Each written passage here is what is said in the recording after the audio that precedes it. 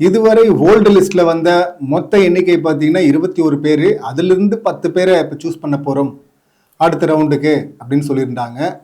இப்போ ஒவ்வொருத்தர்கிட்டையும் பார்த்தீங்கன்னா பேப்பரை கொடுத்து அதில் சில கேள்விகள் கேட்கப்பட்டிருந்தது. அந்த கேள்விகளுக்கான ஆன்சரை எழுதி வாங்கிட்டாங்க. இந்த மாதிரி ரிட்டனு அதுக்கப்புறம் ஜிடிலாம் ஆல்ரெடி முடிஞ்சிருச்சுல்ல அப்படின்னு பார்த்தா இப்போ அதில் கொஞ்சம் வித்தியாசமாக பண்ணுறோம் அப்படின்னு சொல்லிட்டு இங்கே ஆன்சர்ஸ்லாம் கொடுத்தாங்கல்ல, அதில் ஒருத்தரை கூப்பிட்டு நடுவில் நிற்க வச்சு இந்த முறை கேள்விகளை ஜட்ஜஸ் நாங்கள் கேட்க போகிறது கிடையாது, நீங்கள் சக போட்டியாளர்கள் இருக்கீங்கள நீங்கள் தான் கேட்க போகிறீங்க அப்படின்னு சொல்லிட்டு வச்சாங்க. இதில் ரிஜெக்ட் ஆன பீஸுங்கள்லாம் வெளியே வந்து வேறு வேறு சேனல்ஸில் உட்காந்துக்கிட்டு என்னவோ பெருசாக அறுத்து தள்ளிட்டு மாதிரிலாம் பேசிகிட்டு இருக்காங்கல்ல, கேள்வி கேட்க தெரியல, அந்த கேள்வியே தப்பு அப்படின்லாம். இவங்கெல்லாம் என்ன கேள்வி கேட்டாங்க உள்ள அப்படின்னு சொல்லிட்டு பார்த்தா கேள்வியடா இது அப்படின்னு தான் தோணுச்சு. அந்த ஃபார்மெட் வந்து நல்ல ஃபார்மெட்டு தான் அது. இதில் இந்த எபிசோட் மாதிரி ஆல்ரெடியே பார்த்தீங்கன்னா இந்த மாதிரி ஆடிஷன் அப்படிங்கிறது கொஞ்சம் தலைவலியாக தான் இருக்கும். அதில் இந்த ரவுண்டு இந்த எபிசோடு இருக்குல்ல 7 பயங்கர தலைவலி ஆயிடுச்சு. நான் கேள்வி கேட்டு ஆன்சர் வந்தால் தான் அது சுவாரஸ்யம். ஆனால் அதை வந்து யாருமே அங்கே யோசிச்ச மாதிரி தெரியல. கேள்வி கேட்குறன்ற பேரில் கத்துறாங்க, பதில் சொல்கிறவங்க கத்துறான், கேட்டதே திரும்ப திரும்ப கேட்குறான். இதில் அவங்கள அசிங்கப்படுத்துகிற மாதிரி பார்த்தீங்கன்னா பாடி லாங்குவேஜை காட்டுறது. இதில் கன்வீன்ஸ் அப்படின்னு ஒரு பாயிண்ட் இருக்குல்ல, அந்த பாயிண்ட்டை யாருமே யோசிக்கலங்க. அதில் ஒருத்தர் 2 பேர் தான் அந்த இதில் இருந்தாங்க. குறிப்பாக அந்த ஜார்ஜ் கோயம்புத்தூர்கார் இருக்கார்ல, அவர் தான் பார்த்தீங்கன்னா அங்கே கேள்விகளில் இல்லை பதில் சொல்லும் போது கொஞ்சம் தன்மையாக, கொஞ்சம் மற்றவங்களோட கம்பேர் பண்ணும்போது தன்மையாக பேசியிருந்தார். மற்ற எல்லாருமே பார்த்தீங்கன்னா இஷ்டத்துக்கும் கத்த ஆரம்பிச்சிருந்தாங்க. அது எதுக்கு இவ்வளோ அக்ரெஷன், ஃபைட்டிங் ஸ்பிரிட்டு அப்படின்னு நினச்சி காட்டுறாங்களான்னு தெரியல. கேள்விகள் சிம்பிளாக ஒரு முறை கேட்டால் போதும்ல, என்னத்தை சொல்கிறது, ஒரே தலைவலியாக தான் இருந்தது. 10 பேரை சூஸ் பண்ணலான்னு இருந்தோம், ஆனால் இப்போ 5 பேர் தான் சூஸ் பண்ண போகிறோம், அந்த லெவலில் தான் நீங்கள்லாம் பர்ஃபார்ம் பண்ணீங்க அப்படின்னு சொன்னதும் பார்த்தீங்கன்னா நான் சில்லறையெல்லாம் சதற விட்டேன். நமக்கு மட்டும் அப்படி தோணல, அவங்களுக்கும் அப்படி தான் தோணிருக்கு, கரெக்டாக பண்ணியிருக்கிறாங்க அப்படின்னு தான் நினச்சோம். இதில் நமக்கு காட்டப்பட்டதை வச்சு நம்ம வந்து ஒரு ஜட்ஜ்மெண்ட்டுக்கு வர முடியாது. ஏன்னா எடிட்டில் நிறைய போயிருக்கும், அது புரியுது, அதுக்கு பின்னாடி இருக்கிற தலைவலி எல்லாம். ஆனால் 5 பேர் அப்படின்றதும் கரெக்டு தான்ப்பா. ஏன்னா இந்த கூட்டமே பார்த்தீங்கன்னா பெரும்பாலும் அப்படி தானே பண்ணிட்டு இருந்தாங்க. ஸோ அதனால கரெக்ட் அப்படின்னு பார்த்தா கடைசியில் நமக்கு ஒரு ட்விஸ்ட் வச்சாங்க பாருங்க. அவங்களுக்கு ட்விஸ்ட் வைக்கிறோம் அப்படின்னு சொல்லிட்டு 5 பேர் இல்லை, செலக்ட் ஆன 10 பேருமே செலக்டட் தான் அப்படின்லாம் சொல்லிட்டு இருந்தாங்க. உங்களுக்கு போய் சில்லறையெல்லாம் சிதற விட்டம் பாரு அப்படின்னு தான் சொல்ல தோணுச்சு. இதில் டிஸ்க்ளைமர் அப்படின்னு சொல்லிட்டு ஆரி முன்னாடியே சொல்கிறாரு, நீங்கள்லாம் பெட்டராக பண்ணிட்டீங்க அப்படின்லாம் கிடையாது அப்படின்னு. அது கரெக்டு தான், அப்படியெல்லாம் பெட்டராலாம் இவங்க பண்ணிட்டாங்க அப்படின்லாம் இவங்களை செலக்ட் பண்ணல. இதில் ஒரே ஒரு இடம் இடித்தது என்னன்னா, இங்கே டே 1லேருந்து இந்த ரவுண்டை பொறுத்தவரை மட்டும் நாங்கள் சூஸ் பண்ணல, டே 1லேருந்து எடுத்துக்கிட்டோம் அப்படின்னு சொல்லும் போது தான் எது டே 1லேருந்தா. போன ரவுண்டில் வந்து ஹோலில் வச்சிங்க, இது தனி ரவுண்டு தானே, இது வைல்ட் கார்டு ரவுண்டு தானே இது, அது இன்னும் டே 1லேருந்து. அப்படின்னா தகுதியே இல்லாத சில பேரை உள்ளே அனுப்ப போகிறீங்க, கேட்டால் வந்து டே 1 அப்படின்னு சொல்லுவீங்க. அதெல்லாம் யார் பார்த்துருக்க போகிறாங்க, அதானே அந்த உருட்டு தானே அப்படின்னு தான் தோணுச்சு. இப்போ 10 பேர் செலக்ட் பண்ணியிருக்கிறாங்க. அந்த 10 பேரில் யாரெல்லாம் குரூப்பில் டூப் மாதிரி தோன்றாங்க அப்படின்னு சொல்லிட்டு வேணா இந்த வீடியோவில் பார்ப்போம். ஃபர்ஸ்ட்டு பார்த்தீங்கன்னா கரிஷ்மாவுக்கு பார்த்தீங்கன்னா எக்ஸ்ட்ராவே வந்து பூஸ்ட் எல்லாம் பண்ணிட்டு இருந்தாரு ராஜு. இங்கே வந்து கரிஷ்மாவை கேள்வியே கேட்க விடாம மட்டும் இல்லை, அதான்டா ஒரு சாமர்த்தியம் அப்படின்னு சொல்லிட்டு அந்த அரவிந்த் அவர் தானே வந்து ஃப்ளிட் பண்ணுவேன் அப்படின்லாம் சொல்லிட்டு அதெல்லாம் வந்து எழுதியிருக்காருங்க. அவர் அதை ஒரு ஸ்ட்ராட்டஜியாக யூஸ் பண்ணுவேன் அப்படின்லாம் சொல்லிட்டு பொண்ணுங்களை மட்டும்தான் பேசுகிறான் அப்படின்னு சொல்லிட்டு சொல்லுவோம்ல, அந்த கேட்டகரியில் வர்ற ஒருத்தர் இவன் வந்து கலாச்சிட்டு இருக்கான். அந்த SS மியூசிக் பையனை வந்து இவன், நீ பசங்கிட்ட மட்டும் தான் பேசுற, என்ன பண்றது அப்படின்லாம் சொல்லிட்டு, டேய் இதெல்லாம் ஓவரா தெரியல, ஆனா தம்பிக்கு சரியான இடத்துல கொட்டு வைக்கணும் அப்படின்னு சொல்லிட்டு கோத்து விட்டது. பார்த்தீங்கன்னா நமக்கு காட்டப்பட்டதுல அந்த கேப் டிரைவர் அக்கா தான், காமாட்சி அக்கா அப்படின்னு நினைக்கிறேன். அவங்க தான் வந்து நான் இந்த ஷார்ட் கிங் அப்படின்னு சொல்லிட்டு செல்லமா பேர் வச்சுக்கிட்டார்ல, அவர் வந்து பார்த்தீங்கன்னா பதில் சொல்லிட்டு இருக்காரு. இப்போ அவரை கேள்வி கேட்கும்போது காமம் தவிர்த்து எல்லா உணர்ச்சிகளையும் காட்டுவேன் அப்படின்லாம் சொல்லியிருந்தீங்களே, இப்போ இங்கே யார் அதை பண்ணிட்டு இருக்கிறாங்க அப்படின்லாம் சொல்லிட்டு அவங்க கேட்க, வேற யார் இதோ இவன் தான் அப்படின்னு சொல்லிட்டு போட்டு உடைச்சிட்டாரு.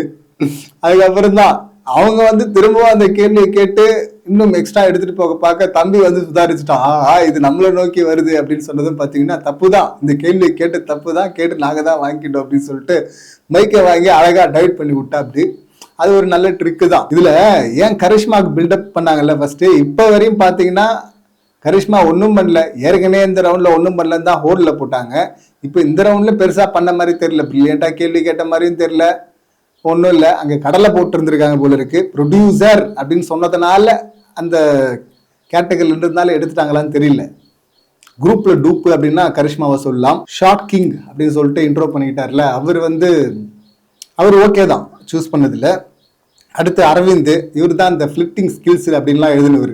இதெல்லாம் ஸ்கில்ஸாடா அப்படின்னு சொல்லணும். இங்கே வேணா கொஞ்சம் ஜாலியாக தெரியலாம் தம்பி. இந்த மாதிரி உள்ள பண்ணவங்க எல்லாம் என்னவா பேர் வாங்கிட்டு வெளியே போனாங்க, எவ்வளோ அடி வாங்கிட்டு வெளியே போனாங்க, தலை காட்ட முடியல அப்படிங்கிறதுலாம் தம்பிக்கு தெரியாது போல இருக்கு. இவரை சூஸ் பண்ணுவாங்க அப்படின்னு சொல்லிட்டு எதிர்பார்த்தோம். So choose பண்ணிருக்கிறாங்க.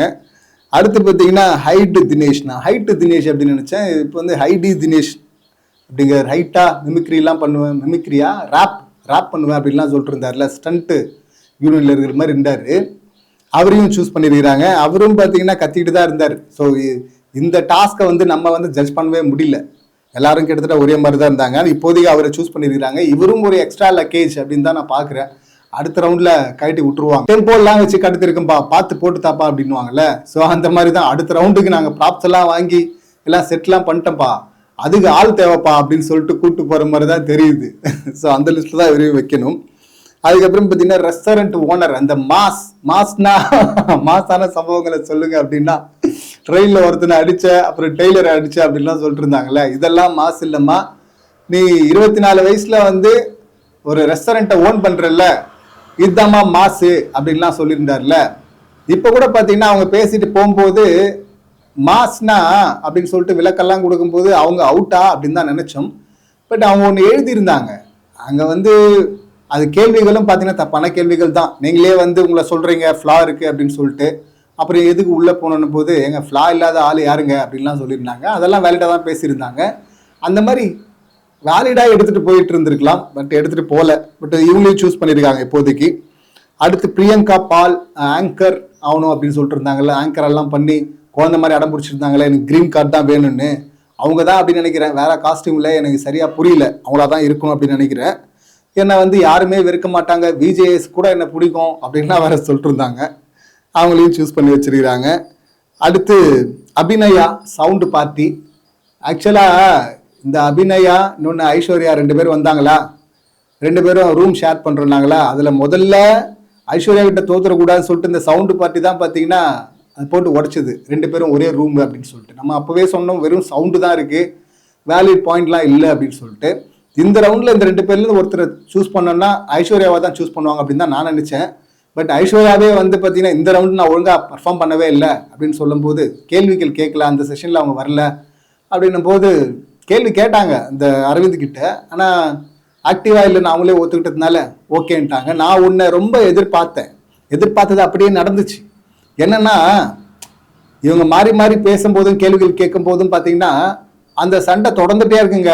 அப்போ அந்த ரவுண்டில் வந்துச்சுல பஞ்சாயத்து, அதுக்கப்புறமா அந்த பஞ்சாயத்து முடியவே இல்லை போல இருக்கு. திரும்பவும் இங்கேயும் அடிச்சுக்கிட்டாங்க. அதே போல் அதில் எக்ஸ்ட்ராவாக பார்த்தீங்கன்னா இரிட்டேட் ஆகிற மாதிரி பண்ணது இந்த சவுண்டு பார்ட்டி தான்.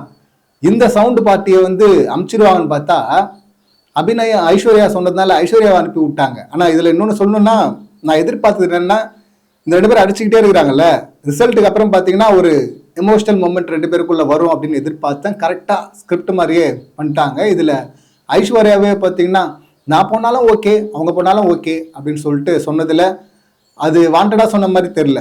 அது லாஸ்ட் ரவுண்ட்லேயும் பார்த்தோம், அந்த கன்சிஸ்டன்சி அப்படியே இருக்குது. அது நல்ல குவாலிட்டிமா, அதை வச்சுக்குமா அப்படின்னு தான் சொல்லணும்.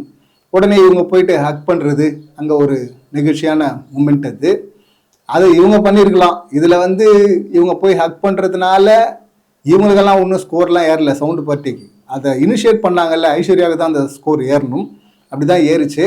சவுண்டு பார்ட்டியை பார்க்கும்போது எனக்கு ஒரு குரூப்பில் டூப் மாதிரி தான் தெரியுது. எக்ஸ்ட்ரா லக்கேஜ் அப்படின்னு தான் கூப்பிட்டு போகிறாங்க, வேஸ்ட் அப்படின்னு தான் சொல்லணும். அடுத்து இந்த லிஸ்ட்டில் ஜார்ஜ் என்ன பேர் வச்சுப்பீங்க நிக்நேம் அப்படின்னு கேட்டால் தக்காளி ஜாக்ஸ்பரோ அப்படின்லாம் சொல்லியிருந்தாரு. இவர் தான் அந்த டிபேட்டை வந்து அந்த கேள்வி பதில் 2த்தையுமே பார்த்தீங்கன்னா ரொம்ப அழகாக ஹேண்டில் பண்ணார், ஓரளவுக்கு மற்றவங்களோட கம்பேர் பண்ணும்போது. ஸோ இவரை கூப்பிட்டு போகிறது ஓகே தான். இவர்கிட்ட இருக்கிற அந்த காமெடி சென்ஸ் அதெல்லாம் வந்து வெளியே வர்ற மாதிரி பண்ணியிருக்கலாம். ஆனால் அதுக்கு வர விடலை. இவரையும் கோவப்படுத்தி விட்டாங்க, அந்த ஷார்ட் கிங்கையும் கோவப்படுத்தி விட்டாங்க. என்ன தப்புன்றது, கூட இருக்கவங்கலாம் அப்படி இருந்தால் அப்படி தானே ரியாக்ட் பண்ண முடியும். அதையும் பார்க்க வேண்டியிருக்கு. அடுத்து இந்த லிஸ்ட்ல பார்த்தீங்கன்னா சரண்யா நிக்நேம் என்னங்கன்னு கேட்டால் குரலற்றவர்களின் குரல் அப்படின்னு சொல்லிட்டு சொல்கிறாங்க. சமூக போராளி அப்படின்ற மாதிரி நல்லா தமிழ் பேசுகிறாங்க. 24 வயசுன்னு அவங்களே ஆல்ரெடி சொல்லிட்டாங்க. லாயரு எல்லாம் ஓகே. ஆனால் முன்னாடியே இவங்க வந்து வெளியே வந்து இன்டர்வியூங்கிற பேரில் கதறதெல்லாம் பார்த்துட்டோம். ஸோ இப்போ இந்த ரவுண்டில் தான் இவங்களை தூக்கிடுவாங்க அப்படின்னு பார்த்தா இவங்களை செலக்ட் பண்ணி வச்சிருக்கிறாங்க. அப்போ அடுத்த ரவுண்டில் தூக்கிடுக்கிறாங்க போல இருக்கு. அந்த ரவுண்டில் வந்து செலக்ட் ஆகாமல் எவிக்ட் ஆகிட்டாமா வந்து இப்படி இங்கே வந்து கதறிட்டு இருக்க அப்படின்னு தான் சொல்ல தோணுச்சு. லாயர் அப்படிங்கிறாங்க. அப்போ அதை இன்னும் பெட்டராக அந்த ஸ்கில்லை வந்து வெளியே எடுத்துகிட்டு வந்திருக்கலாம். ஆனால் ராஜு வந்து பாராட்டு இருந்தா அப்படி ஏன் வந்து 4-5 பேராக சேர்ந்து உங்களை அட்டாக் பண்ணுறாங்கன்னா சிங்கிளாக வந்தால் உங்ககிட்ட ஈஸியாக பதில் வந்துடும், உங்களை அட்டாக் பண்ண முடியாது, அதனால பயந்து தான் அப்படியெல்லாம் பண்ணுறாங்க, அதனாலேயே நீங்கள் வந்து மாசு அப்படின்லாம் சொல்லிட்டாரு. சரண்யா செலக்டடு. ஆனால் அது மாதிரியான ஒரு பிரில்லியண்டான ஒரு மொமெண்ட்டை வந்து பார்க்க முடியல. ஓகே மற்றவங்களோட கம்பேர் பண்ணும்போது. அடுத்து பார்த்தீங்க கடைசின்னு நினைக்கிறேன் சுகுமார், இந்த எஸ்எஸ் மியூசிக் தம்பி. எஸ்எஸ் மியூசிக் தம்பி வந்து பார்த்தீங்கன்னா அவரும் வந்து மார்க் பண்ணுற மாதிரிலாம் பண்ணிட்டு இருந்தா அப்படி. அதெல்லாம் தப்புன்னு சொன்னாலும் பார்த்தீங்கன்னா வேற வழி கிடையாது, சூஸ் பண்ணி தான் ஆகணும் 10 பேரை அப்படின்னு தான் சூஸ் பண்ணியிருக்கிறாங்க. ஒரு ஹேங்கராக வேற இருக்க. திரும்பவும் அந்த கன்வின்சிங்னு ஒன்று இருக்குல்ல, பேசுனதே பேசுறது, கேள்விக்கு போயிட்டாலும் சரி இல்லை பதில் சொல்கிற இடத்துல இருந்தாலும் சரி திரும்ப திரும்ப திரும்ப திரும்ப ரிப்பீட் பண்ணிகிட்டே இருக்கான் ராப் மாதிரி. அது இரிட்டேட்டாக இருக்கக்கூடாது அப்படின்னு தான் சொல்லணும். ப்ரொஃபஷன் அதான், அதில் ஒரு கன்வின்ஸ் பண்ணும், என்டர்டெயின் பண்ணும். அது எவ்வளோ சீரியஸான விஷயமா இருந்தாலும் ஹேண்டில் பண்ணும்போது என்டர்டெயின் பண்ணுங்கிற அந்த பாயிண்டே இல்லையே. கட்டுப்பாக தான் இருந்தது. தம்பி எல்லாம் பேசும், மற்றவங்கெல்லாம் கூட வேற ப்ரொஃபஷனே அதுன்னு சொல்கிற. ஏற்கனவே பொலிட்டிக்கலி தப்பான ஸ்டேட்மெண்ட்டை ரொம்ப சாதாரணமாக வர்றாரு தம்பி. இங்கேயும் பார்த்தீங்கன்னா அதை ஹேண்டில் பண்ண முடியாமல் தடுமாறிட்டு தான் இருந்தா அப்படி. என் முகம் அதான் இல்லை மற்றவங்களுக்கெல்லாம் என்னன்னா, டே நீ வந்து எங்களை விட பெரிய ஆள்றா, நீ எப்படா காமன் மேன் அப்படிங்கிற அந்த பாயிண்டே எடுத்துகிட்டு வந்து வச்சுட்டு இருந்தாங்க. அதுக்கு ஒரு சரியான விளக்கமும் தம்பி கொடுக்கல. என் முகம் தெரியும் அவ்வளோதானே, என்னை தெரியாது இல்லை, என் முகம் தெரியும், என் வாழ்க்கை, நான் கடந்து வந்த பாதை இதெல்லாம் தெரியாது இல்லை அப்படின்னு சொல்லிட்டு சிம்பிளாக சொல்லிட்டு போக வேண்டிய ஒரு விஷயத்த திரும்ப திரும்ப வந்து வேற மாதிரி வந்து ஃபைட் பண்ணிட்டு இருந்தா அப்படி. ஸோ ஒன்றும் சொல்கிறதுக்கு இல்லை. ஸோ அதனால 5 பேரை சூஸ் பண்ணியிருந்தா மாசாக இருந்திருக்கும். 5 இல்லை, சும்மா ஒரு ஹைப்புக்காக பார்த்தீங்கன்னா 10ல் 5 தான் சொல்லிட்டு 5 இல்லை 10மே செலக்ட் பண்ணுறோன்னு சொன்னாங்களே, லூசு மாதிரி இருந்துச்சு சார் அப்படின்னு தான் சொல்லணும். ஸோ இன்னைக்கு ஜட்ஜஸை பற்றி விமர்சனம் பண்ணுறதுக்கும் எதுவும் இல்லை, பெரிய விஷயம் இல்லை. இதில் அந்த பேங்க் எம்ப்ளாயின்னு சொல்லிட்டு ஒருத்தன் தான் இல்லை வந்து ஆல்ரெடி ராஜு சொல்லிப்பா அப்படி இவனெல்லாம் எப்படா சூஸ் பண்ணாங்கன்னு அதை திரும்ப திரும்ப அதை சொல்கிற மாதிரி தான். பார்த்தீங்கன்னா இங்கே பேசுகிற மொழி கொஞ்சமாவது கனெக்ட் ஆகணும்ல. ஏதோ ஒரு ட்ராமாவில் கூட பண்ணாலும் அது ஒரு ஈஸாக இருக்கணும். இரிட்டேட்டிங் வேற, ஈஸாக பண்ணுறது வேற. தம்பி பண்ணுறதெல்லாம் இரிட்டேட்டிங்காக தான் இருக்குது, அதுதான் நார்மல்னு வேற சொல்கிற அப்படி. ரொம்ப கஷ்டம் அப்படின்னு தான் சொல்லணும். இந்த ஆண்டர்பிரனர் இருக்கார்ல எலான் மஸ்கே, நான் வந்து டஃப் எலான் மஸ்க் அவெல்லாம் ஒன்றுமே கிடையாது அப்படின்லாம் சொல்லிட்டு இருந்தான்ல. பேசும்போது பார்த்தீங்கன்னா 20% கெட்டவன், 50% நல்லவன், 100% கெட்டவன், 200% நல்லவன், என்னென்னவோ வளர்றாங்க. இதெல்லாம் யோசிச்சு வேற எழுதிருக்கிறாங்க. இதுல வந்து ஏதோ ஒரு இடத்துல கொலை பண்ணல, இன்னும் எனக்கு பயங்கரமா கோவம் வரும், கொலை பண்ணல அதுவே ஆச்சரியம்லாம் போட்டிருந்தா அப்படி. இங்கெல்லாம் வச்சுக்கிட்டு பாவங்க அந்த டீம் எவ்வளோ கஷ்டப்பட்டு இருப்பாங்க அப்படின்னு சொல்லிட்டு எனக்கு புரியுது. நல்ல வேலை அனுப்பி விட்டாங்க. இதுல அந்த கேரக்டர்ஸ்லாம் வந்து பார்த்தீங்கன்னா வெளியில வந்து திரும்பவும் அதே தான், என்னத்த சொல்றது, புலம்பின்னு சொல்ல முடியாது, கதறிட்டு இருக்குங்க. இந்த ஓவரால் 10 பேர் லிஸ்ட் இருக்குல்ல, இந்த 10 பேர் லிஸ்ட்ல இருந்து டெஃபினட்டா இந்த கேரக்டர் பிக் பாஸ் வீட்டுக்குள்ள போயிடும்பா இந்த காமன் மேன்ல ஜெயிச்சு அப்படின்னு சொல்ற மாதிரி ஒருத்தருமே இல்லை. இவங்க எல்லாருமே இப்போதைக்கு எக்ஸ்ட்ரா லக்கேஜ் அப்படின்னு தான் போறாங்க. அதை தாண்டி ஒருத்தங்க போனாங்கன்னா பின்னாடி ஏதோ இன்ஃப்ளூயன்ஸ் இருக்கு அப்படின்னு தான் சொல்லணும். இதுவரை மற்றவங்க எல்லாம் சொல்லிட்டு இருந்தாங்க. இப்போ நம்ம வந்து இவங்கெல்லாம் போய் கதறாங்கல்ல, எவிக்ட் ஆகிட்டு வந்து வெளியே ரிஜெக்ட் ஆகிட்டு வந்து அவங்கள மாதிரி அந்த மைண்ட் செட்ல இருந்து சொல்ல. இதுவரை ஆடிஷன் கரெக்டாக தான் இருந்துச்சு. இதுக்கு அப்புறமும் இந்த கேட்டகரியிலேருந்து ஒருத்தங்க வந்தாங்கன்னா அப்படிதான் பார்க்க தோணும். இந்த டே 1ல இருந்து அவங்க அப்படி இருந்தாங்க, எல்லாத்துக்கும் மார்க் போட்டோம் கூட்டணும் அப்படின்னு சொல்லிட்டு வேணா உருட்டலாம். அந்த மாதிரி ஏதாவது இன்ஃப்ளூயன்ஸ் இருந்துச்சுன்னா பச்சையா தெரிஞ்சிடும், மாட்டிப்பாங்க. சீக்கிராங்களா இல்லையான்னு சொல்லிட்டு வெயிட் பண்ணி பார்ப்போம். எபிசோட் 7 சம்பந்தமான என்னுடைய கருத்துக்கள் இவ்வளவுதான். நீங்க ஏதாவது சொல்ல நினைச்சா உங்க கருத்துக்களை கமெண்ட் பண்ணுங்க. மீண்டும் அடுத்த வீடியோல சந்திக்கலாம். நன்றி, வணக்கம்.